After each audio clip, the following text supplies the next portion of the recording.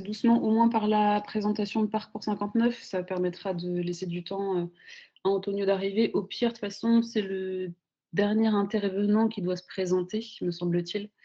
Donc au pire, s'il y a des difficultés, on avisera, on s'adaptera. Donc déjà, bonjour à toutes et à tous. Merci de participer à ce webinaire. C'est le dernier de l'année. Et oui, grosse année pour les webinaires et les podcasts pour Parcours 59. Donc là, on finit l'année avec la thématique de accompagner l'émergence du parcours sur les territoires et plus généralement accompagner l'émergence de pratiques sportives et de structures sportives. Avant de commencer le sujet, je vais vous faire une petite présentation donc, de Parcours 59. Donc nous organisons et accueillons ces webinaires depuis maintenant, depuis presque un an, vu que c'était janvier, février les premiers. Ce programme, il existe grâce aussi à l'ANS, donc l'Agence nationale du sport. Donc on remercie à notre partenaire qui nous permet du coup, de proposer ce type de médias et ce type de contenu. Qui nous a permis de développer, comment dire, même de découvrir certains sujets avec des partenaires qu'on connaissait déjà ou même de nouveaux partenaires. Donc, pour présenter Parcours 59, c'est une association de parcours qui est née en 2009 suite à une volonté de plusieurs traceurs, d'un groupe de traceurs du Nord qui ont voulu officialiser et professionnaliser la pratique. Le parcours, qu'est-ce que c'est? C'est un dépassement de soi, c'est une expression aussi de soi. Donc c'est d'aller d'un point A à un point B le plus efficacement et rapidement possible. Donc voilà, c'est l'idée de la maîtrise de ses appréhensions, de soi-même, de ses capacités, etc. C'est un sport assez multiple et aussi transversal qu'on souhaite aussi amener en fait le sport et aussi le parcours qu'on souhaite amener dans l'aspect social. C'est pour ça que Parcours 59 a aussi un pôle d'insertion et d'inclusion, donc insertion professionnelle auprès des jeunes et des plus âgés, mais aussi d'inclusion auprès de personnes porteuses de handicap ou même des personnes qui sont éloignées de ces types de sports, notamment les femmes qui ne sont pas beaucoup, en tout cas même dans nos salles, on voit très peu de femmes, à part effectivement moi, mais je suis salariée. Donc ça, c'était une petite présentation rapide de l'association. De toute façon, tous les documents là qu'on vous partage, on pourra vous les partager à la suite, on pourra vous les envoyer, pardon. Donc ne vous inquiétez pas sur le contenu, là je voulais être assez rapide. Mais l'idée, c'est d'aller directement sur le sujet. Donc c'est accompagner l'émergence du parcours sur les territoires et c'est aussi un écho sur, on parle de parcours là, mais on peut parler plus généralement de pratiques sportives. Et donc comment faire grandir un sport émergent sur nos territoires. Pour ça, du coup, on a appelé 2 intervenants, plus le directeur de Parcours 59. Donc les intervenants que vous voyez ici et qui se présenteront juste après. Donc on a Julien Dubois qui représente Parcours 59, on a Victorien Delobel qui représente Parcours 83 et Antonio Falignana, pardon, Traceur Gassi qui représente du coup un projet à Madagascar. Une association à Madagascar, plus exactement, président et fondateur. Pour faire une petite, on va dire un petit déroulé de comment va se passer le webinaire aujourd'hui, du coup, on a une présentation des intervenants et des structures présentes. Donc, je vais leur laisser la main juste après. Ensuite, on a une introduction par Julien Dubois sur la dynamique de l'essaimage, qu'est-ce qu'on entend par essaimage, etc. Et ensuite, on va passer plus, là on change un peu la dynamique des webinaires, on va plus partir sur une table ronde où du coup je vais animer, on va dire, un débat, en tout cas des questions que les intervenants vont pouvoir, auxquelles ils vont pouvoir répondre. Et par la suite, on vous laissera, vous, participants et participantes, si vous le souhaitez, poser vos questions aux intervenants et intervenantes et éventuellement animer aussi un peu plus le débat. Voilà. Donc la table ronde, c'est surtout sur la thématique de la structuration d'un organisme de sport, comment on l'accompagne et la mutualisation d'outils ou ce genre de choses. Je vais laisser la main du coup à Victorien Delobel pour présenter sa structure, qui il est en quelques mots. Je te laisse la main. On t'entend pas. On réactive le micro. Je réactive le micro. Alors oui, du coup, je suis le président fondateur de Parcours 83. J'ai créé l'association l'année dernière, en mai 2024, dans le but de promouvoir le parcours et le développer parce que donc ça fait un peu plus de 10 ans que je suis installé maintenant dans le sud. Avant, j'étais dans Parcours 59 et quand je suis arrivé dans le sud, il n'y avait aucune structure de parcours. Et au début, disons que j'ai pas pu continuer la pratique.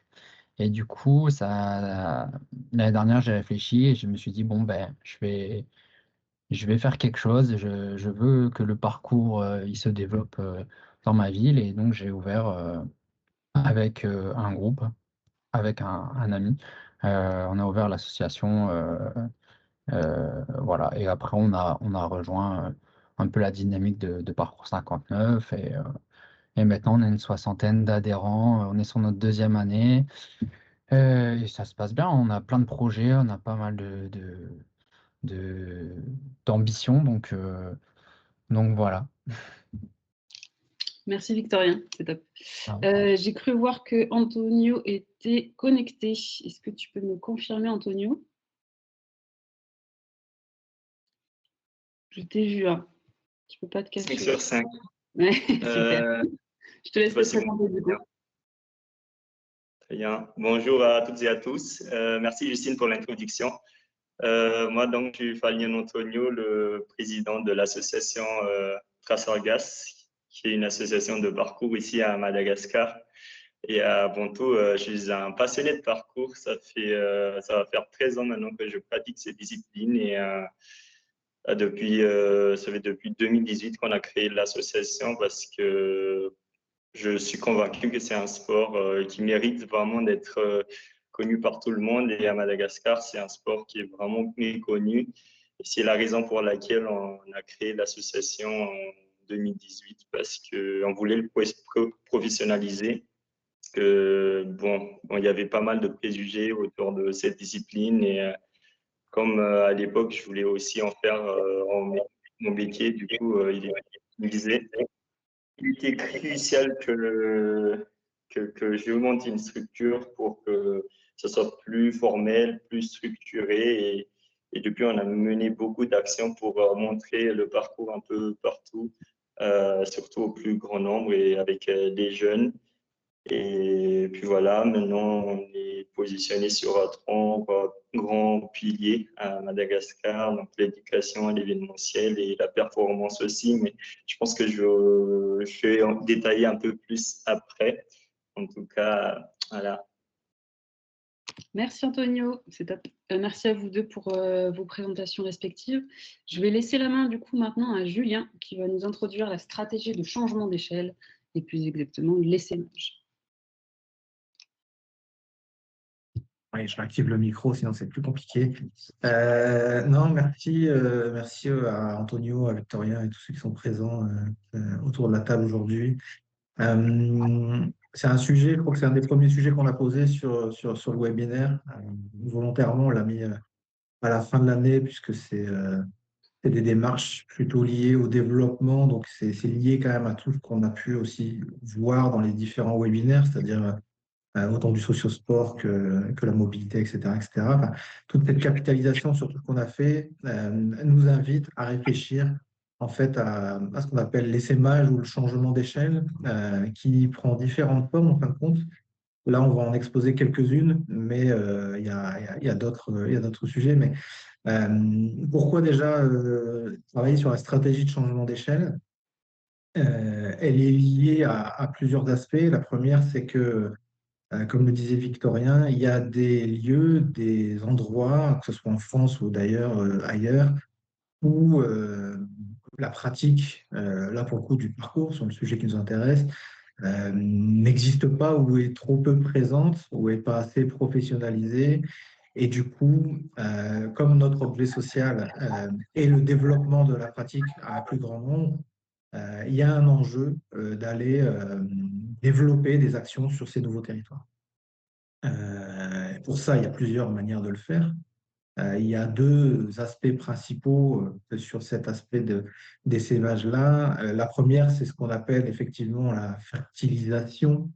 La fertilisation, on en prendra un peu plus avec, je dirais, Victorien pour 83, qui récupère aussi un peu toute la charte graphique de Parcours 59, voilà, qu'on accompagne, etc. L'idée, c'est d'aller chercher, de trouver en tout cas, ou alors d'attendre que se manifestent des porteurs de projets potentiels sur des territoires où la pratique n'existe pas ou peu, et l'accompagner pour s'approprier le modèle et faire en sorte qu'il puisse être adapté localement. C'est-à-dire que nous, on est sur Parcours 59 et sur Roubaix, sur un territoire voilà, très particulier, victorien et niveau de Fréjus Saint-Raphaël, si je ne dis pas de bêtises, en tout cas dans un autre territoire avec d'autres acteurs, avec une population différente, même s'il y a des populations aussi, des quartiers prioritaires.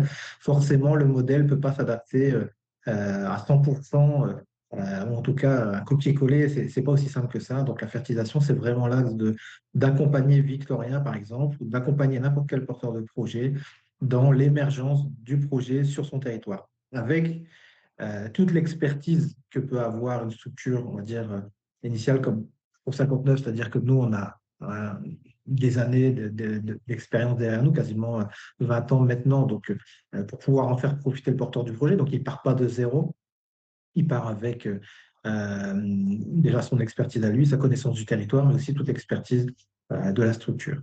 Et il existe aussi d'autres manières d'essaimer, notamment ce qu'on appelle après la duplication. La duplication, c'est un autre modèle. Pour le coup, on voit qu'il n'y a pas de porteur de projet, en fin de compte, sur d'autres territoires. Donc, on va essayer de dupliquer le modèle, toujours en faisant attention, bien entendu, aux enjeux et aux innovations qui existent sur chaque territoire. Mais là, on va plutôt être sur de la création d'antennes locales, c'est-à-dire qu'on va développer une autre structure qui est potentiellement identique ou qui est une antenne voilà, du siège voilà, sur le territoire. Ça existe beaucoup d'ailleurs aujourd'hui, des antennes nationales ou des associations nationales qui ont différentes antennes sur notre territoire et qui fonctionnent, on va dire, de manière quasiment identique, c'est-à-dire mutualisée. Là, on ne parle plus forcément de structure juridique à part entière, mais peut-être une structure juridique qui dispose d'antennes et donc potentiellement d'un impact beaucoup plus large sur ces actions. C'est-à-dire qu'on peut, à ce moment-là, multiplier l'impact fois le nombre de structures qu'on a en fin de compte. C'est-à-dire que si on fait un programme, un projet d'insertion, sur Roubaix, OK, on va toucher autant de personnes, mais si on a des nouvelles antennes sur d'autres territoires, on va potentiellement multiplier par 4, 3, 4, 5 en fonction du nombre d'antennes qu'on a. Ça, c'est la question de la duplication. Et il existe, dans la question du changement d'échelle, pourquoi on se pose cette question-là? Déjà, d'abord, la question, elle se pose, un, par rapport à notre objet social, comme on l'a dit, et deux, parce qu'à un moment donné, au sein de nos lieux respectifs, au sein de notre territoire d'intervention, à un moment donné, on peut atteindre aussi une sorte de forme de plafond de verre, je dirais, c'est-à-dire qu'on a un espace physique. Alors nous, on a la chance, à Parcours 59, d'avoir un espace physique. Chez Victorien, il y a pas, l'espace physique, c'est dehors, c'est l'espace public. Donc, mais il y a d'autres associations sportives, par exemple, qui dépendent de locaux, de la mairie, de la ville, etc. etc. Donc, on a une sorte de plafond de verre qu'on ne peut pas casser parce qu'on est dépendant tout ça. Même nous, d'ailleurs, qui avons un espace, on est dépendant du nombre de coachs qu'on a, on est dépendant des horaires, c'est-à-dire qu'on ne peut pas accueillir plus que autant de personnes dans un même endroit tellement de l'année. Donc, ça veut dire que notre impact, quoi qu'il arrive, il est limité sur notre territoire d'intervention initiale. Et si on veut dans notre projet social, notre objectif, c'est vraiment la démocratisation du parcours dans sa globalité. Si on veut le faire, si on veut atteindre cet objectif-là, il faut le faire sur nos territoires, mais potentiellement, et c'est sûr, il faut le faire sur d'autres territoires. C'est pour ça qu'on a déjà une antenne sur l'île, par exemple, nous, par 59, donc pour des personnes qui habitent sur l'île. C'est pour ça qu'on travaille avec Victorien voilà, pour qu'il développe aussi son projet global. C'est pour ça aussi qu'on crée des coopérations avec d'autres structures, mais potentiellement, si on parle de stratégie de changement d'échelle, c'est parce qu'à un moment donné, on atteint un plafond de verre. On atteint un plafond. Et si on veut continuer à se développer, il faut casser un peu ce plafond. Et cette stratégie, elle rentre là. Et la dernière axe que je veux intervenir, après on passera à la table ronde, mais c'est vraiment juste pour introduire cette question d'essaimage et de changement d'échelle. il y a la question des coopérations. Et là, Antonio, Tracergaz de manière globale, et même d'ailleurs Thibaut qui est présent ici aussi, et toute l'équipe, et là, on va plutôt parler de coopération. On coopère avec d'autres structures qui soit sont d'ailleurs du parcours ou soit pas de parcours, hein. Ça peut être d'autres structures qui sont complémentaires à l'action qu'on mène. Là, ici, on a fait, dans l'exemple qu'on aura aujourd'hui, on travaille avec Antonio, qui est aussi une structure en tout cas Tracergaz, qui est aussi une structure de parcours, mais à Madagascar, avec leurs problématiques aussi territoriales, locales. Mais là, l'idée, c'est de se dire, OK, on coopère, mais sur des sujets qui nous touchent, nos deux associations, ou toutes nos associations. Et à partir de là, l'idée, c'est de pouvoir travailler ensemble sur des projets dans lesquels il y a des financements à aller chercher. Et donc, on continue de se développer aussi par la question de la coopération, parce qu'à un moment donné, on sort du territoire, mais d'autres problématiques ailleurs, d'autres manières de faire à Madagascar, des manières de faire ici en France, à Roubaix. On en reparlera, mais notre sujet principal aujourd'hui est sur la question, en plus Justine l'a introduit tout à l'heure, de la pratique féminine et de la place de la femme dans l'espace public. Donc, encore une fois, on a une belle représentation de ce qu'il ne faut pas faire aujourd'hui en termes d'intervenants, mais en tout cas pour dire que c'est vraiment un sujet hyper intéressant à traiter. On a ce sujet qui est identique à Madagascar, on a ce sujet qui est drôle ici. Comment est-ce qu'on travaille sur des méthodologies communes, comment on se les partage, comment est-ce qu'on essaie de faire monter en compétences les uns les autres, en mutualisant des moyens, en développant des nouveaux outils et en les partageant en fait au plus grand nombre. C'est vraiment ça l'objectif de la coopération. Quoi qu'il arrive, ces trois axes, ces trois stratégies-là, il y en a d'autres, en tout cas, sont des vraies stratégies d'essaimage ou en tout cas de changement d'échelle, puisqu'on sort de son territoire de base dans lequel intervient l'association. Merci Julien pour ces explications très complètes, et au moins ça permet de voir l'aspect général de l'essaimage et du changement d'échelle. Ce que je vous propose, messieurs, c'est de passer à la table ronde. Donc pour le moment, les questions des participants et participantes, si vous souhaitez déjà, vous pouvez déjà les indiquer dans la conversation de la réunion. Comme ça, on pourra je pourrais les prendre en connaissance. Et puis, on les posera à la fin de la table ronde. On les ajoutera. Mais d'ici là, pour le moment, on va rester sur nos questions et on ajoutera les vôtres après. Voilà, c'est ça que je voulais dire. Alors, je vais commencer par la première question. Déjà, pourquoi opérer une stratégie de changement d'échelle? Donc là, je vous laisse la parole, messieurs. Qui veut commencer? Et puis, on verra si personne se dévoue, je désignerai.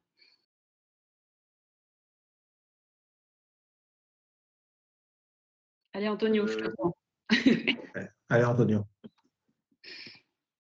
C'est très simple. Déjà, l'objectif pour nous, c'est de vraiment promouvoir le parcours au plus grand nombre et aussi se professionnaliser là-dessus. En sachant que Tracergaz, c'est une structure qui est très petite encore et on aimerait grandir. Donc, il est vraiment important pour nous d'aller développer des réseaux ailleurs. Et aussi, depuis, en fait, on a eu cet objectif aussi, c'est de faire rayonner Madagascar à l'international et du coup, faire connaître Madagascar à travers le parcours. C'est la raison pour laquelle on a mené à plusieurs projets, comme par exemple les participations à des Coupes du Monde, mais également des tournées africaines, parce qu'on est aussi conscient que en Afrique, il n'y a pas beaucoup de traceurs. Donc, en étant petit encore, on avait eu cette ambition-là, mais on a besoin de plus de compétences. Donc, on continue en grandissant. Mais on est très chanceux ensuite de faire la connaissance de Parcours 59, auquel maintenant on a cette coopération à l'international et qui est aussi un tremplin pour nous pour le développement du parcours de la jeunesse à Madagascar. Et depuis, on avait toujours une coopération et une collaboration en fait avec les instituts français, les alliances françaises, etc. Et puis, c'était à travers ça qu'on avait mis en place les projets de vulgarisation comme une tournée nationale avec les alliances françaises soutenues par l'ambassade de France à Madagascar. Et petit à petit, on est monté à l'échelle et puis on a aussi donc rencontré la Fédération nationale de gymnastique qui est ici présent aussi, qui nous a poussé loin et qui a fait en sorte parce qu'on travaille avec la Fédération internationale de gymnastique sur l'aspect plutôt sportif et vulgarisation du parcours sur la haute performance. Mais là, je pense avec Julien et son équipe de Parcours 59, on s'est rejoint sur justement une vision commune, c'est de vraiment utiliser le sport comme un outil de développement et de transformation sociale. Donc, c'est pour ça qu'on avait opéré une stratégie de changement d'échelle. Je ne sais pas si ça a répondu et si jamais je loupe aussi des informations, Thibaut, n'hésite pas à me compléter. Merci Antonio, c'est parfait. Oh. Victorien, si ça te va de reprendre la main sur la question, si tu te sens inspiré. Oui, alors, je ne vais pas reprendre ce qu'a dit Antonio, je pense qu'il a fait un bon résumé. Ce que je peux rajouter, moi, c'est que par notre exemple, en fait, celui d'Antonio, le mien, c'est de peut-être aussi montrer que partout dans la France ou à l'étranger, si quelqu'un il veut mener un projet comment dire, de créer une structure de parcours, justement, là, il a l'opportunité de se renseigner, de voir un peu comment nous on a fait. Et du coup, c'est intéressant du coup pour promouvoir le parcours dans des endroits où là, il y a pas en fait. Voilà. Et que peut-être quelqu'un, un jeune, il voudrait bien faire du parcours, mais qui ne peut pas parce qu'il n'y a pas de structure ou il n'y a pas de club. Alors, on a tous commencé un peu de façon autodidacte, mais on voit bien que quand on a une structure avec des coachs, avec des vrais projets, on avance beaucoup plus vite. Et, euh, et donc voilà, c'est ça qui peut être intéressant aussi, le fait de mutualiser un peu tout ce qui est fait depuis un certain temps maintenant, je dirais. Parfait, Donc merci. voilà. Julien, est-ce que tu veux rajouter quelque chose? Ouais, rapidement, mais non, je sais que j'ai déjà anticipé la question, je crois que j'en ai introduit dans mon introduction, et du coup, j'ai déjà parlé de cette stratégie de changement d'échelle, mais il y a plusieurs niveaux déjà de stratégie de changement d'échelle et elle existait plus ou moins déjà avant que j'arrive, moi personnellement, parce qu'il y avait déjà une antenne sur l'île.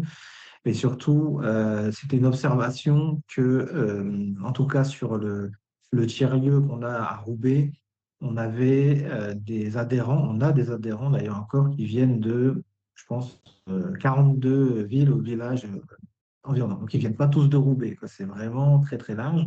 On a des personnes qui viennent de 42 villes qui sont dans la métropole en pleine de l'île. Voilà. Et des fois, qui font 1 heure de route pour venir à Parcours 59, à Roubaix, dans ce lieu, pour faire de la pratique sportive. Ça titille quand même un petit peu en disant, ben, il y a quand même un enjeu d'aller essayer de se rapprocher des territoires à un moment donné et de pouvoir fournir des solutions plus locales, plus proches des gens, parce qu'en fin de compte, il y a un intérêt pour les publics voilà, de proximité déjà, de pouvoir trouver cette pratique un peu niche, on va dire, plus proche de chez eux, etc., etc.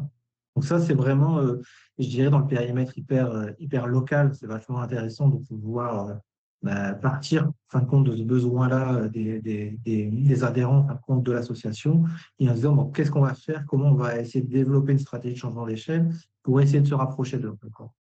Et ensuite, effectivement, il y a les autres échelles de territoire. On a déjà parlé tout à l'heure, au niveau national, au niveau international. Moi, ce qui m'intéresse dans cette stratégie de changement d'échelle, que ce soit avec Victorien, que ce soit avec Antonio, mais d'ailleurs avec potentiellement d'autres structures, hein, quand je vois un peu les différentes structures de parcours, je dirais en France, même à l'international, on n'est pas tous sur format associatif. Là, aujourd'hui, on est des représentants plutôt d'associations, mais il y a des personnes, des structures qui s'organisent plutôt en entreprise. Donc ça, c'est intéressant, avec des modèles qui sont aussi différents. On a des associations ou des personnes qui se lancent en association, mais avec moins de visibilité sur comment pouvoir la développer. C'est plutôt des pratiquants de parcours voilà, qui sont vraiment dans la pratique au quotidien de cette discipline. Et du coup, ils sont moins sur des stratégies de financement, de recherche, machin, etc. Ils en voient pas mal. On en a croisé plusieurs d'ailleurs, que ce soit à Montpellier, dans le cas du FIS, etc. Enfin, on y reviendra, mais on peut se rendre compte qu'en fait, il y a des porteurs de projets à un moment donné qui ont besoin d'être accompagnés. Et nous, on a l'intérêt et l'avantage d'avoir testé plein de choses en fin de compte, en quasiment 20 ans d'existence. On est parti de zéro. On est aujourd'hui dans un lieu, dans un tiers-lieu dédié à la pratique socio-sportive. On a des financements publics, privés. On a 15 salariés aujourd'hui dans la structure.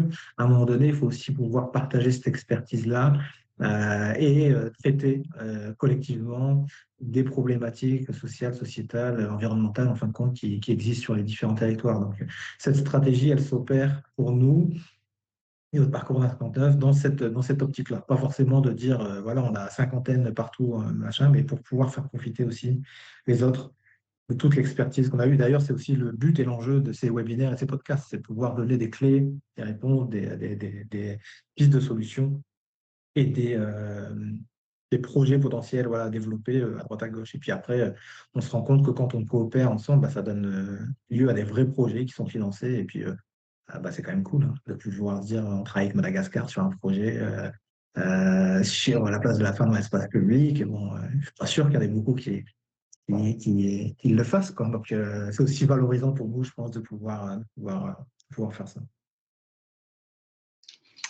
Merci à vous trois pour ces échanges.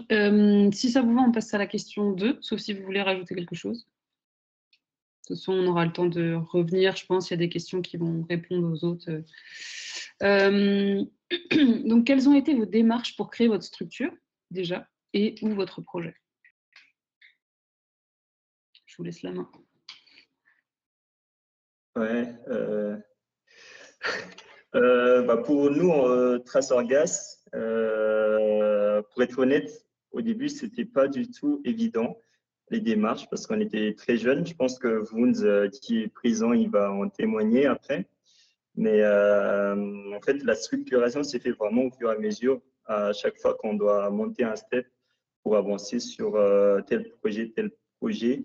Et à l'origine, on était vraiment basé sur la performance et vraiment la vulgarisation de la discipline. Donc, faire un peu tout pour faire connaître le parcours, mais à force d'aller demander des subventions, demander des autorisations auprès de la mairie, c'est là où on a dû structurer donc l'association. Et puis, il a fallu créer les statuts, trouver des membres de bureau. Et c'est pour ça que je reste toujours le président de l'association d'ailleurs, parce que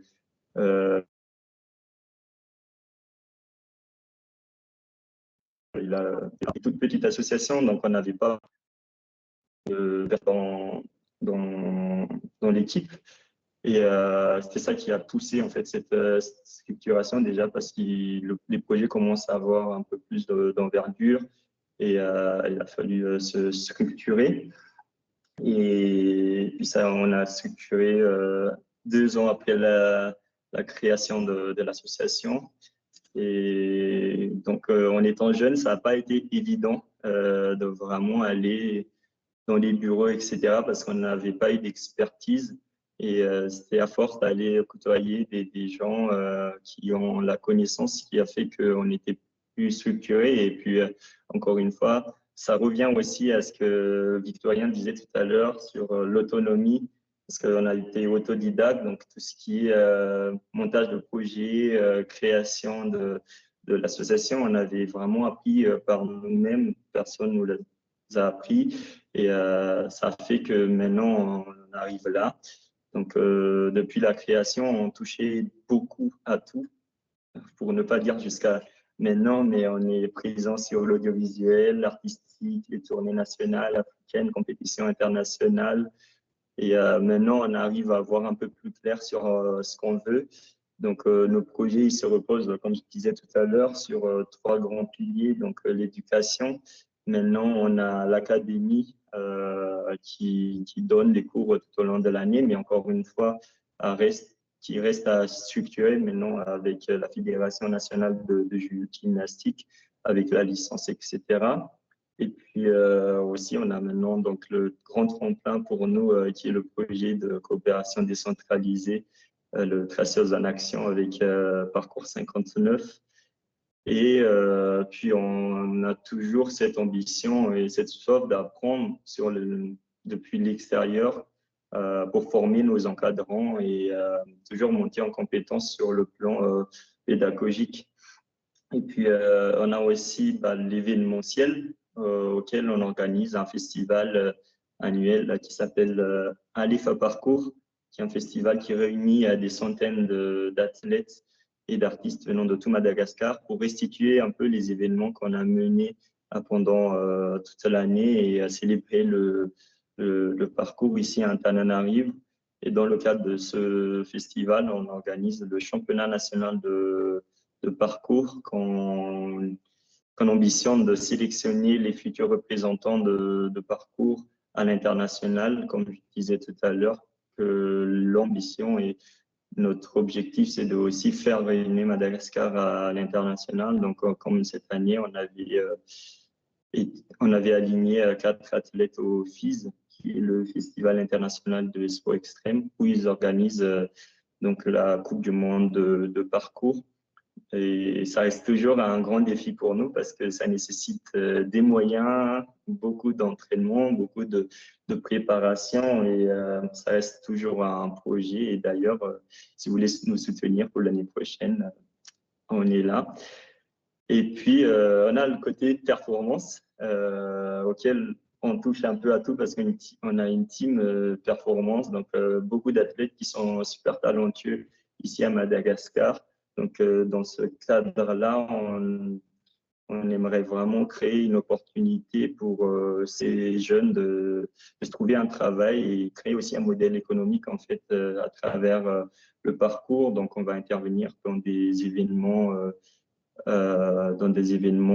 privés, publics, mais on a aussi les créations artistiques qu'on fait tourner.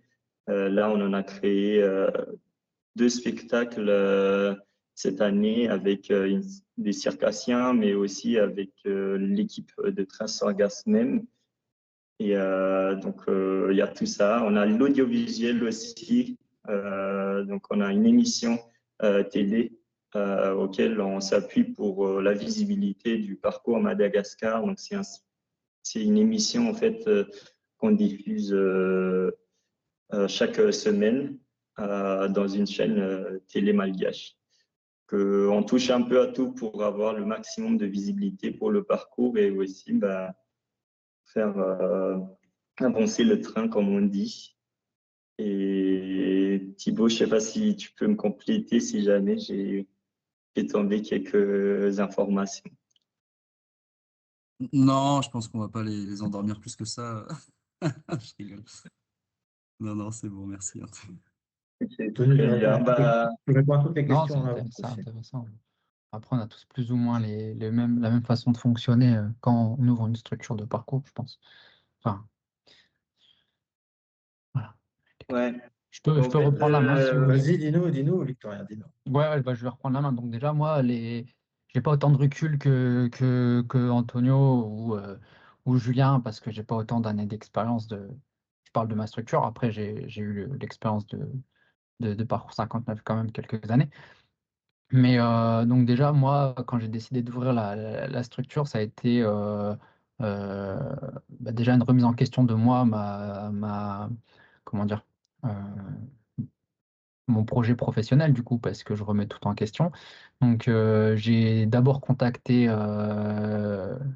des proches de Parcours 59 qui sont Johan et Larbi. J'ai eu une discussion avec eux. On a dit bah voilà, on est parti sur une idée de s'entraider. Et après, je suis rentré en contact avec Julien, où là, on a plus peaufiné sur, bah, les statuts de l'asso, toutes les démarches qu'on peut faire quand on ouvre une association, qui est, d'aller se présenter à la mairie, de rencontrer les élus, de participer au forum associatif et de faire connaître, sa structure. Donc tout ça, en fait, ça a été très vite cette période-là où, parce que, bah, j'ai ouvert en mai et du coup la rentrée sportive en septembre, bah, il a fallu un peu, carburer pour essayer d'être, au top en septembre. Et du coup, ça a été aussi la rencontre avec, bah, le coach de l'asso maintenant. Donc, lui avait déjà un pied dedans. Donc quand on s'est rencontrés, on a tout de suite, accroché. On s'est dit: «Allez go, on y va». Il avait des petits modules de parcours qu'on a pu ramener au forum des assos. Et de là, en fait, après, ça a pris. On a eu, sur notre première année, une cinquantaine d'adhérents directement. Donc, on sait que voilà, il y avait finalement une grande demande. Beaucoup de gens étaient là, depuis des années, recherchaient un club de parcours, et du coup, en fait, bah, on avait, dès qu'ils ont eu l'opportunité de nous voir et de nous rencontrer, ils étaient, super heureux, quoi. Donc voilà, il y a eu aussi, c'est vrai, j'ai oublié de dire qu'on a aussi partagé un peu, bah, enfin, on a le même code, au niveau du logo de Parcours 59, il y a eu tout cet aspect-là aussi qu'on a travaillé, heu de façon à vraiment avoir, une mutualisation des outils. Et donc voilà, donc maintenant nous, notre projet, bah, il avance petit à petit, hein, donc on est sur notre deuxième année. Heu on a voilà, comme il a dit Antonio, on fait avancer le train avec ce qu'on a. Heu Ça peut être des initiations de parcours dans les espaces jeunesse, ça peut être, des démonstrations pour des événements. Là récemment, on a fait un festival de manga, on a fait aussi la journée des droits de l'enfant. Voilà, c'est tout des choses, où on peut participer et promouvoir la discipline tout en comment dire? Aussi en participant à des événements, culturels. Donc, voilà, il faut faire partie je pense que quand on ouvre une association, il faut faire partie de la vie, locale. Et vraiment, ne pas hésiter à rencontrer, tout tout le tout le peuple associatif, je dirais, de la ville et des environs, quoi. Voilà, donc, il y a aussi le côté où, nous, moi, par exemple, dans le département du Var, on a très peu d'associations. Et comme il disait Julien tout à l'heure, j'ai des gens qui viennent de partout. Ils font 1 heure de route, pour venir faire du parcours. Et donc, ce qui est intéressant là aussi, c'est, pouvoir peut-être, continuer à développer, ou créer des événements un peu plus loin, pour faire, émerger un peu le parcours, dans d'autres villes. Donc voilà, c'est un peu le projet. Moi, en tout cas, c'est de dynamiser le parcours dans le Var. Et aussi, aussi bien en performance, en artistique, en social, vraiment, intervenir auprès d'un public plus éloigné. Ça demande aussi beaucoup de temps, de ressources que forcément pour l'instant j'ai pas, parce que je partage, mon activité, professionnelle et associatif. Donc c'est,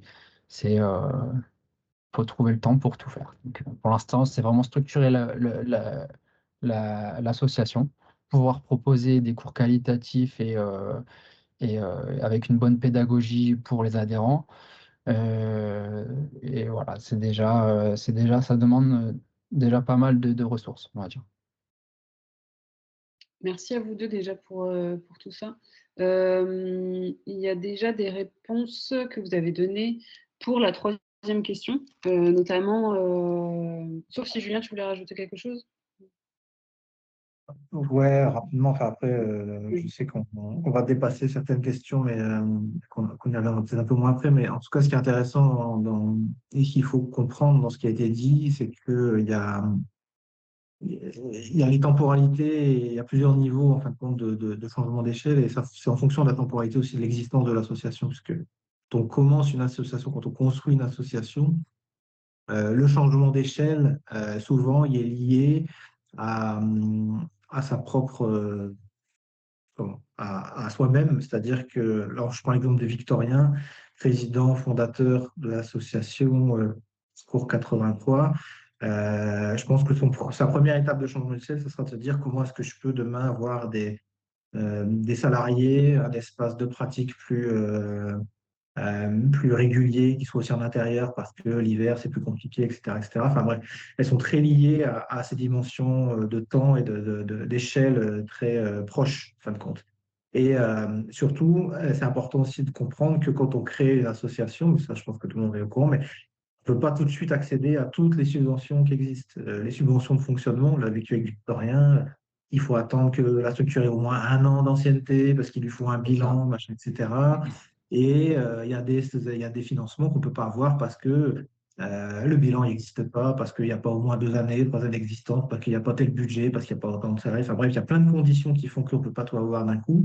Et du coup, la stratégie de changement d'échelle, elle s'écrit au fur et à mesure. Par contre, ce qui est intéressant, euh, déjà dans la perception, par exemple, quand Victoria parle, et on voit, il y a déjà une perspective de changement d'échelle, au moins au niveau régional. Voilà, je veux démocratiser la pratique du parcours, au moins dans le Var. Voilà, c'est déjà un territoire qui est plus large que Fréjus-Saint-Raphaël, si on parle juste de Fréjus-Saint-Raphaël.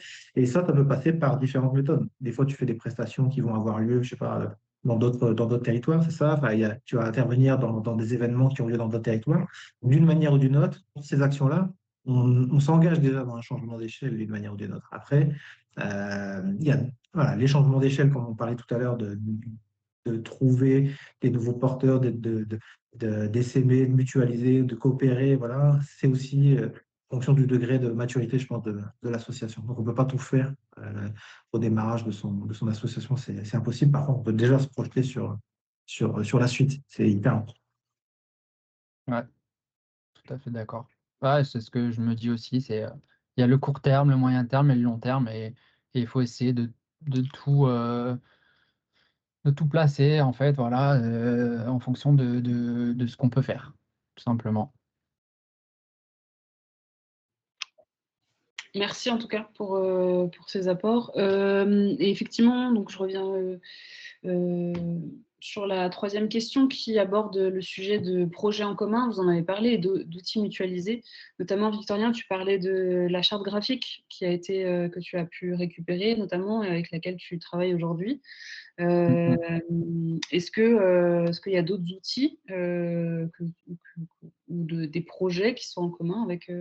Oui, ben, Julien il a commencé à en parler. C'était la rédaction pour les demandes de subvention. Comment s'y prendre. Euh, donc que ce soit pour les demandes de subvention de fonctionnement ou pour plus des subventions, enfin des appels à projets liés aux politiques de la ville. Ça peut être aussi bah, la dernière fois, il m'a envoyé un message parce qu'il avait vu une subvention passer. Donc, en fait, il y a tout ça. On a un réseau où, justement, bah, dès qu'il sent que c'est pertinent pour moi, il me l'envoie. On en parle, on discute, on voit ce qu'on peut faire. Donc, en fait, il y a tous ces.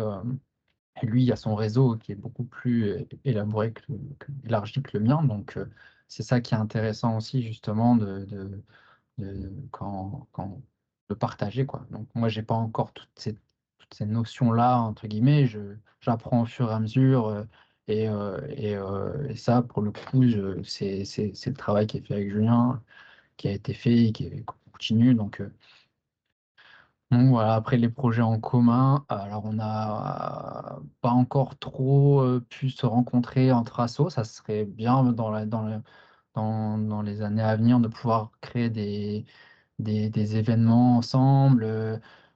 Ça commence, hein, des fois moi de mon côté j'ai essayé, alors ça va se faire ou pas, on verra bien, mais on cherche en tout cas à se rassembler et à créer quelque chose ensemble, quoi.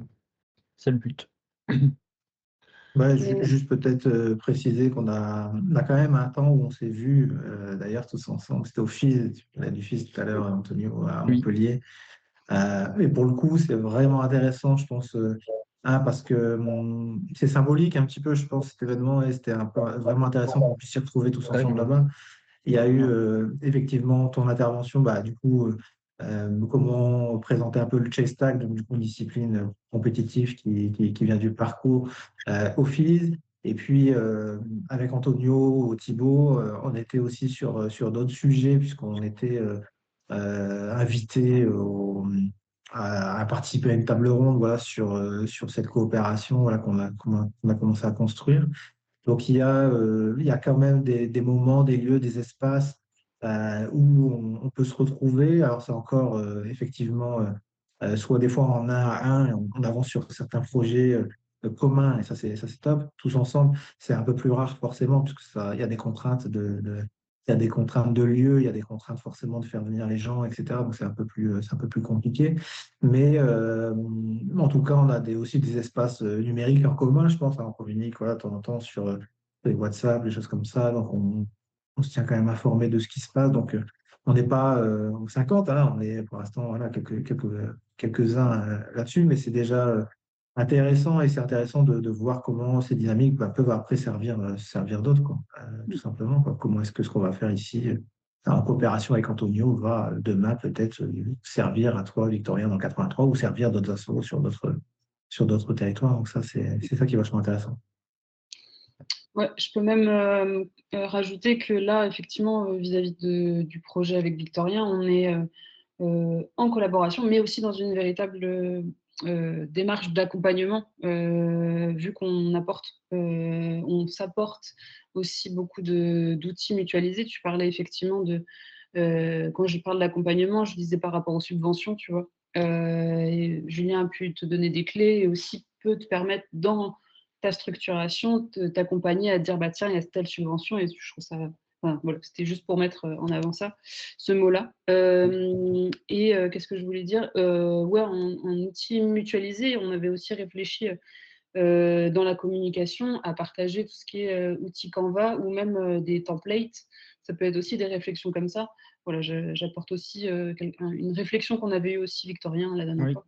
oui, oui, oui, c'est ça. Non, mais quitte à, voilà, on utilise le même graphique au niveau du logo. Alors, jusqu'où on peut justement pousser la chose et de se dire peut-être utiliser vraiment après une communication groupée où il y aurait vraiment un format avec euh,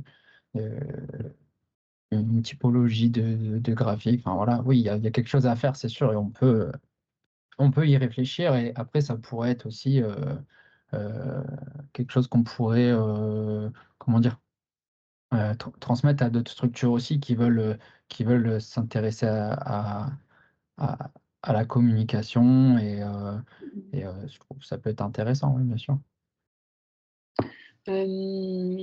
Je fais aussi un lien, donc là on est aussi dans la collaboration par rapport enfin, le projet qu'on a en commun avec Madagascar, notamment Traceuse en mouvement. Pardon. Est-ce que vous pouvez en parler brièvement? Parce on l'a évoqué les uns les autres, mais est-ce que peut y avoir une courte présentation du projet, même si le projet nécessiterait plus d'explications, mais voilà. Je m'en charge, Antonio, ou comment on fait? C'est Allez. ça.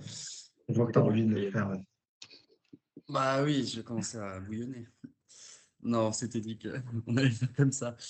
Mais merci Justine. Bah ouais, Julien, t'en as un peu parlé déjà de Traceuse en action, mais dans les grands objectifs de ce projet, c'était de se remettre un petit peu en question sur qui s'est approprié les sports urbains en général et le parcours en particulier.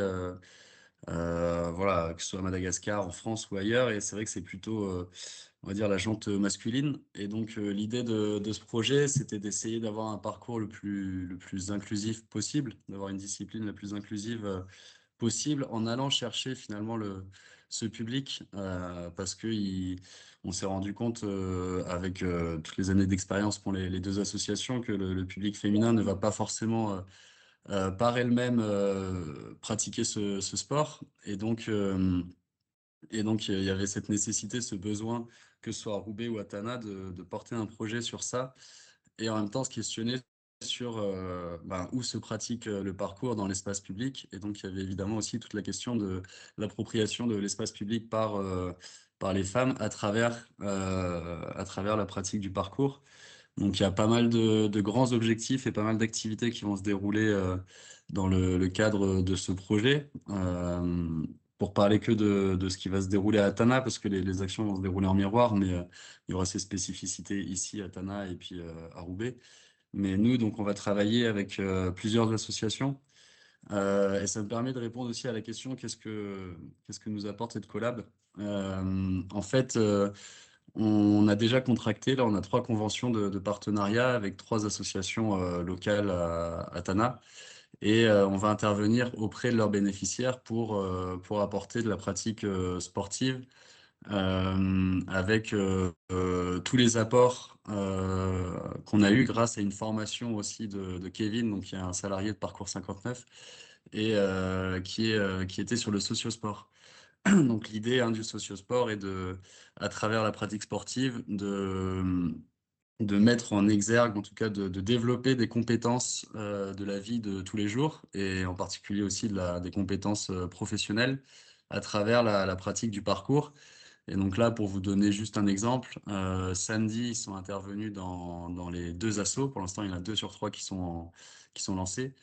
Ils sont intervenus dans les 2 assos et donc on était tous ensemble réunis pour créer cette fiche séquence, enfin fiche séance, avec quel objectif, enfin plutôt quelles compétences transversales on va transférer à ces jeunes à travers des exercices de parcours, hein. Le but, ça reste quand même de faire du parcours, mais avec un focus sur le travail d'équipe ou sur la confiance en soi ou sur la rigueur et la discipline. Donc, voilà, ce projet, et en tout cas cette collaboration nous a aussi apporté ça. C'est la création d'un pôle sociosport ici à Tana. Donc on a 12 coachs qui ont été formés par Kevin, sans dire qu'ils sont devenus des experts forcément du sociosport. Ils ont passé une semaine de formation. Maintenant, il va falloir mettre en pratique, il va falloir se questionner sur comment on a restitué cette formation à travers la pratique, etc. Mais en tout cas, ça nous a permis aussi de changer d'échelle, en fait, de passer d'un sport performance, comme le disait Antonio, à un sport aussi éducatif. Et donc, cette collaboration nous a aussi un peu ouvert les chakras sur ce genre de choses. Ça a permis aussi d'ancrer vraiment notre partenariat avec la commune urbaine de Tana, donc la capitale.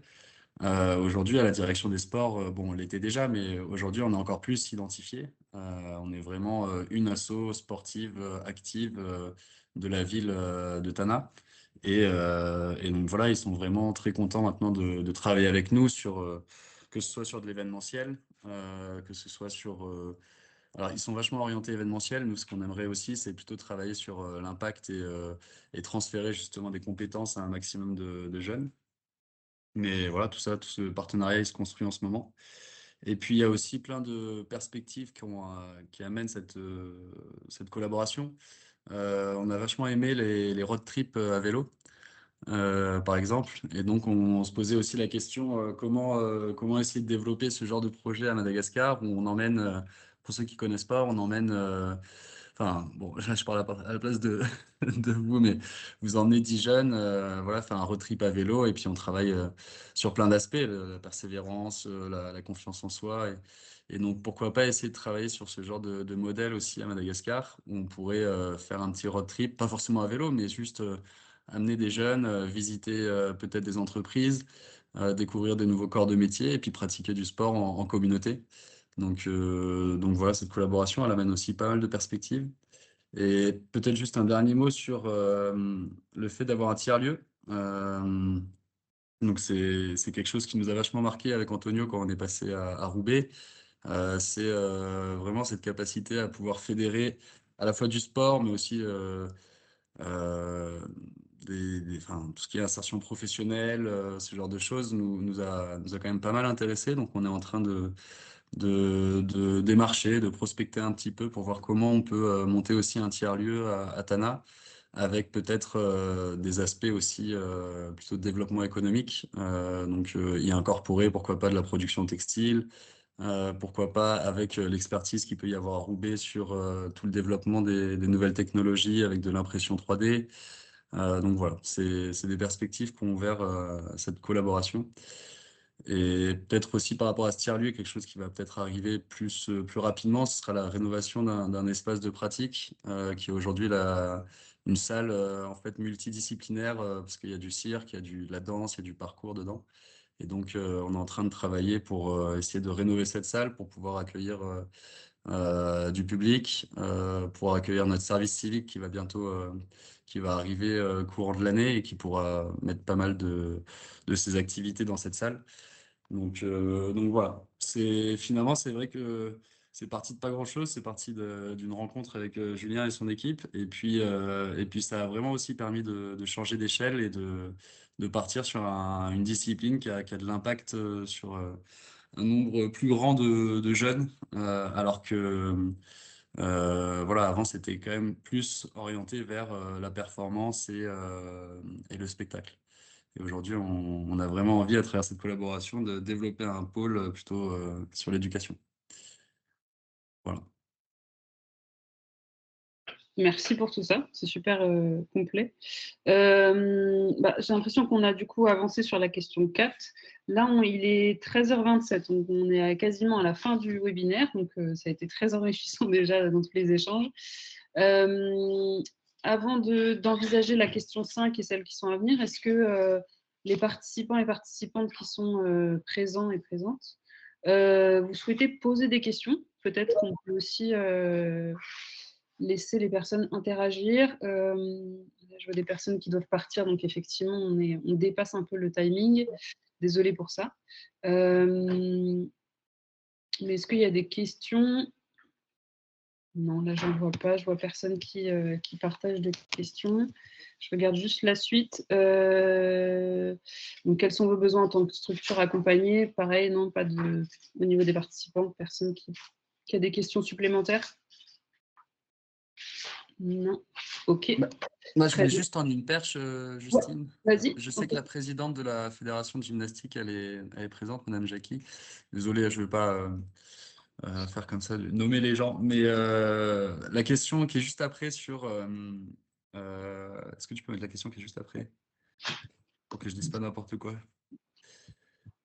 Non, juste après, sur est-ce que c'est un enjeu, en fait, la pratique féminine aussi? Et je pense qu'au niveau... au niveau de la Fédé, au niveau du comité olympique, que ce soit à Madagascar ou ailleurs aussi, je pense que la pratique sportive féminine, c'est un enjeu et ce serait bien de travailler sur cette question avec aussi les institutions représentatives, que ce soit à Mada ou en France. Merci beaucoup, Thibaut. Bonjour à tous. Vous m'entendez? Oui. Vous m'entendez? Super. Oui.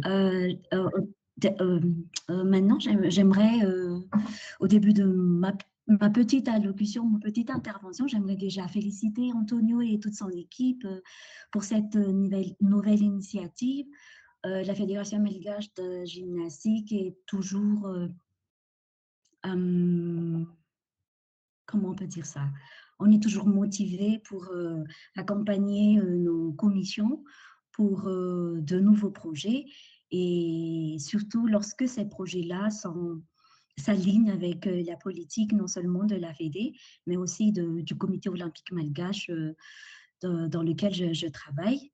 Effectivement, Thibaut a raison, l'enjeu de la participation féminine dans toutes les fédérations est une des politiques de la Fédé et du comité olympique et nous sommes partants pour tous les projets qui peuvent s'aligner à notre politique.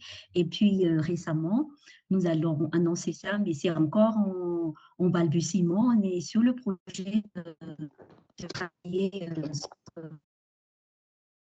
social à travers les fédérations affiliées au comité olympique malgache. Et on est vraiment content de collaborer avec des jeunes dynamiques comme Thibaut et comme Antonio et toute son équipe pour que le parcours soit encore plus vu à Madagascar, malgré les circonstances socio-économiques que nous traversons. Nous sommes contents de voir que le parcours ne dort pas. Merci. Merci pour votre intervention, c'était super intéressant. Est-ce que vous avez des choses à ajouter concernant cette question ouverte, Victorien ou Julien, éventuellement? Ou même toute personne Moi, qui je souhaite... peux apporter, oui, je peux apporter une expérience qui est la nôtre, apport 83, c'est que on aimerait proposer plus pour la pratique féminine parce qu'on sait que les besoins ne sont pas forcément les mêmes que pour les garçons. On sait qu'ils ont peut-être besoin d'avoir un créneau spécifique, avoir peut-être pas forcément tout le temps des cours en extérieur, avoir un lieu où se rassembler pour qu'ils soient en confiance et qu'ils puissent peut-être développer par sous un autre angle. Voilà. Et donc, en fait, moi, le rapport enfin, je me suis fait cette interrogation-là, c'est que l'année dernière, j'ai eu beaucoup, sur ma première année, j'ai eu beaucoup de filles, une dizaine dans le groupe enfant et à peu près la même chose dans les ados, mais que au fur et à mesure, elles ont décroché et que quand elles se sont retrouvées dans des groupes où il y avait peut-être 15 garçons et qu'elles étaient plus que deux, elles ont encore plus décroché. Donc, moi, pour l'instant, c'est faute d'avoir mieux, mais je pense que vraiment, il y a quelque chose à faire et que pour améliorer ça, il faudrait vraiment déjà s'y intéresser et créer vraiment quelque chose euh, pour elles, en fait, hein, pour qu'elles se sentent plus en confiance et qu'elles reviennent et qu'elles s'épanouissent dans la pratique. Voilà, parce que je pense qu'il y a vraiment, elles ont vraiment aimé le parcours, mais que c'était peut-être trop compliqué, que ça soit toujours en extérieur, que c'est pas forcément, voilà, il y a les conditions météorologiques, le fait qu'après elles sont comment on dit ça, en- elles sont moins nombreuses que les garçons, donc voilà, il y a tout cet aspect-là que moi que je vais travailler, hein, voilà, que j'aimerais bien améliorer moi au fur et à mesure des années qui arrivent. Donc voilà, c'est ce que je peux c'est ce que je peux dire de mon expérience pour l'instant, qui est dans ma structure. Merci Victorien. J'ai missionné Johan, mon collègue qui partage le bureau actuel, de partager une information aussi sur ce qu'on essaye de mettre en place à Parcours 59. Donc je laisse la main à Johan. Alors, il faudra peut-être couper son son. Je ne sais pas si vous m'entendez bien tout le monde. Il y a du son, on m'entend. Pas très fort. Ouais, un peu faible, mais on t'entend. Là, vous savez quoi, je vais à côté de Justine, j'arrive.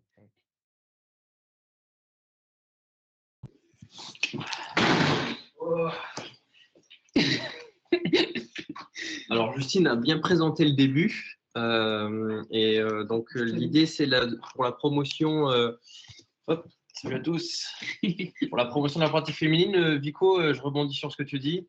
Nous, on vient de mettre en place, enfin, on va mettre en place là en janvier. On a d'abord réuni 2 nanas qui ont entre 13 et 14 ans et qui actuellement représenteraient au mieux la pratique. C'est-à-dire comment au mieux elles la représentent, c'est-à-dire déjà en termes de performance, elles sont inspirantes, elles ont un niveau qui laisse sans voix. Ensuite, au niveau aussi de leur comportement, leur attitude, leur savoir-être, en fait, c'est des filles qui sont exemplaires, qu'on a envie de montrer et de mettre en avant. Et donc, nous, ici, on en a choisi 2, une pour représenter le Chestag et une pour représenter le parcours. Et l'idée, c'est un peu de cette dualité, c'est de dire, voilà, on a un duo, en fait, on a un binôme, mais complémentaire. Vous le verrez plus tard par la suite par rapport au fait qu'on va les mettre en avant au niveau de nos médias. Donc, l'objectif, c'est de promouvoir beaucoup plus la pratique féminine, déjà par nos réseaux sociaux, par nos flyers, par toute notre communication. Et en fait, cette dualité, ben, elle a été faite de manière un petit peu intéressante. Comme pour un recrutement d'acteurs, on va essayer de communiquer en fait une histoire, comment elles progressent, comment elles s'entraînent et qu'est-ce qu'elles vivent aussi en tant que femmes par rapport à la pratique du sport. Et donc, cette complémentarité, elle se fait grâce au chess tag, qui est un sport de compétition dans lequel la représentante, vous allez le voir par la suite, c'est une acharnée du travail complètement, ouais, je vais dégommer tous les mecs que je croise. Alors que, donc on peut assimiler ça un peu plus au feu. Et du côté parcours, on a plutôt l'eau avec une pratiquante toute douce, mais tout aussi performante. Hein, c'est pas pour rien, mais qui est complètement l'opposé en fait de l'une et l'autre. Et donc, on a hâte de vous les faire découvrir. Et on espère que justement, on les mette en avant et ce petit jeu, pas d'acting, parce qu'au final, c'est elles sont comme ça, c'est comme ça qu'on les a choisis.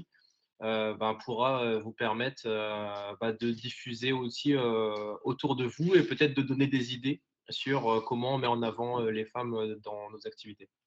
Voilà, merci de votre attention. Merci, Johan. C'est clair. Je suis obligé de compléter rapidement et avant de finir parce que Johan a cet aspect performance un peu sportive et du coup, il faut imaginer qu'à notre niveau, c'est une vraie question, je pense qu'on la traitera dans d'autres webinaires, tout ça, etc. Mais on l'intègre de manière transversale dans tous les pôles de l'association, ça c'est hyper important, c'est-à-dire que c'est une thématique prioritaire pour tout le monde ici au sein de Parcours 59, que ce soit les coachs socio-sportifs, les coordinateurs, médiateurs adultes relais, en communication, bien entendu, toutes les fonctions support de l'association. L'idée de valoriser, de mettre en avant la pratique féminine, en tout cas de la favoriser, de la démocratiser, elle est aujourd'hui inscrite de manière transversale. Ça se passe par plusieurs manières. Il y a effectivement des temps dédiés à la pratique. Il y a des temps, des fois, qui sont hors parcours, avec d'autres disciplines sportives qu'on peut aussi amener, des temps 100% féminins. Et en fait, on se rend compte aussi, parce que là, on parle de jeunes femmes, jeunes filles représentantes, c'est encore à peu près, je pense, au moment où elles sont encore un peu les plus nombreuses, mais une fois qu'elles deviennent peut-être un peu plus âgées, mères de famille ou autre, ça devient un petit peu plus compliqué. Je pense aussi qu'il faut avoir différents représentantes de la pratique féminine à différents âges, puisqu'en final, il faut s'intéresser à tout le parcours de vie des femmes, que ce soit de l'enfance jusqu'à l'âge adulte, senior, etc. Et d'ailleurs, on est content aussi en parallèle d'avoir un groupe de seniors quasiment 100% féminin, qui est 100% féminin d'ailleurs, alors qui n'est pas à l'origine 100% féminin, mais qui du coup est composé qu'aujourd'hui que de femmes, et qui se veulent représentantes de parcours en fait. Et ça, c'est encore plus intéressant, c'est-à-dire qu'elles arrivent, oh, nous, on veut un t-shirt, on va participer, on va montrer qu'on fait du parcours, machin, etc. Elles ont quoi, les 70, 80, 85 ans pour certaines. La plus vieille. Voilà, elles viennent tous les jeudis matins, alors qu'il y en a qui lâchent l'affaire parce qu'il fait un peu plus froid. Donc, c'est aussi ça, en fait, la pratique féminine. C'est à tout âge et c'est aussi en passant par des mots que c'est accessible à tous, à toutes, notamment et à tout âge, qu'on va y arriver. Parce que souvent, le problème du parcours, c'est que c'est connoté sur des dimensions un peu artistiques, dangereuses parfois, un peu, voilà, il faut sauter, machin, etc. Alors qu'en fin de compte, c'est pas que ça, c'est une partie, mais c'est pas que ça. Et à nous de simplifier aussi cette accessibilité pour la rendre adoptée à toutes. Mais là, c'est un vrai sujet d'un autre webinaire. Oui, clairement. Là, on est parti pour la suite. Bon, du coup, je vais essayer de mettre la fin sur ce webinaire, en tout cas sur la partie essaimage. On sent qu'il y a un vrai potentiel sur la question de la pratique sportive pour les femmes et avec les femmes. Du coup, merci en tout cas déjà à nos intervenants pour aujourd'hui. Merci aux participants et aux participantes d'avoir été nombreuses aujourd'hui et nombreux. Et donc, je vais clôturer juste en vous disant que le webinaire, dans tous les cas, il a été enregistré. et il sera diffusé sur notre chaîne YouTube à partir de demain ou plus tard. Et il va y avoir une série de podcasts donc avec nos intervenants. Notre animateur, qui est Alexandre, va vous contacter et du coup plus que vous contacter, va vous interviewer, pardon. Et du coup, on pourra aller plus loin sur ces sujets-là, de l'essaimage, même on pourra introduire sur la question de la pratique sportive féminine, mais gardez-en un peu parce qu'on va faire des webinaires pour l'année prochaine, je pense. Mais voilà, en tout cas, ce sera un sujet qui sera complété par des podcasts. Donc pareil, on vous donnera les liens de tout ça. Bon, là, d'habitude, je vous présente le prochain webinaire, mais il n'y en a pas, en tout cas pas de programmé. Mais effectivement, on sent qu'il y a du potentiel sur la thématique qu'on vient d'aborder en fin de ce webinaire, sur la pratique sportive féminine, et bien d'autres qui en découleront, je pense, au travers des activités de chacun, de vos parcours aussi, sans vouloir faire de jeu de mots, bien évidemment. Antonio et Victoria, et Thibaut aussi. En tout cas, merci à nouveau à nos intervenants. Voilà, si vous avez un petit mot de fin pour clôturer cette année de webinaire, pour clôturer ce webinaire. Déjà, je vous remercie à tous et surtout, je remercie le partenaire, Agence nationale du sport. Joyeux Noël. Hein. Bonne année. Bonne année.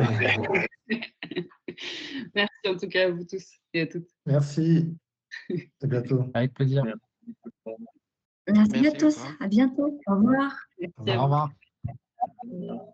Joyeux Noël. Allez, passez de bonnes fêtes. Ouais, Salut, salut à salut. tous. À bientôt.